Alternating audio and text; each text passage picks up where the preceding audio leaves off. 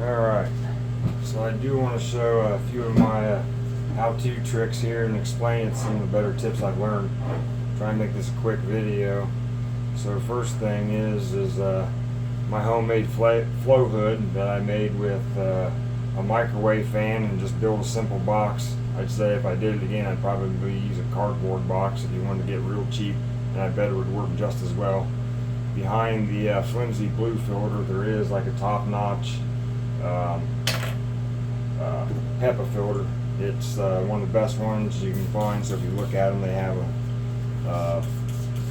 they tell you what level they actually filter at, which is quite a bit. So I trust it. I've used it for a while. Homemade jobby. Seriously reduced my contamination. So anyway, I did a lot of trial and error on this. It's a Induction tool sterilizer. So hopefully you can see that. This thing is a blessing. Too complicated to build, and I do understand it, but really cool. It'll get your tool red hot, so it's quick sterilization for you got to be quick. So anyway, the Flowhood, best little tip I ever learned. So you see the flame, it's leaning straight sideways, it's not like flickering. That means it's making swirls and drawing outside contamination in. But what I have noticed with mine, and it don't bother me if I get too close, see how the flame changes? It's almost too much airflow, so my safe space is actually back here.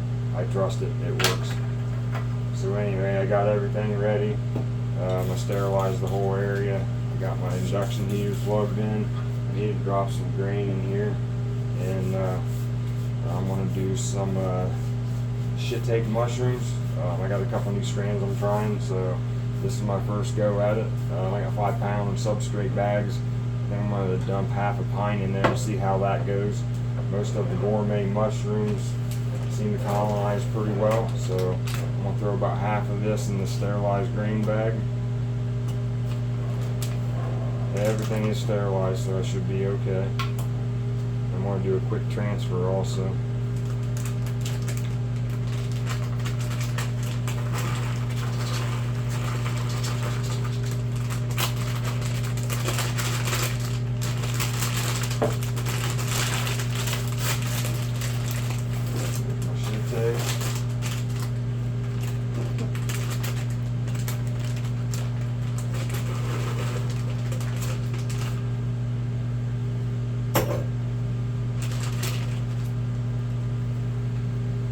After a lot of failure, I did come up with a couple of old school ways of sealing these bags. I mean, I still ran into issues. Some of them you could probably make better and effective.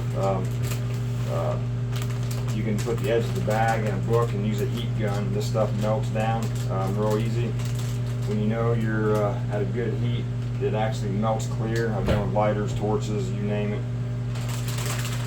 But there is ways of doing it. I actually made a special clamp with Teflon tape, and I used a small torch, same torch that I used to sterilize before I bought the little induction heater.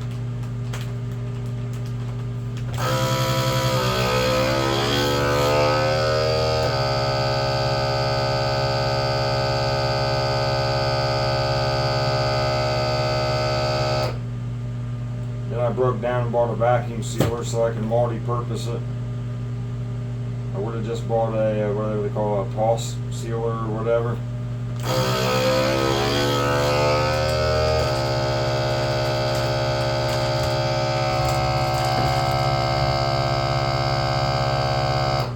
The pulse sealer, impulse sealer, it costs too much, and that's the only purpose it serves, so I can do multiple things with this.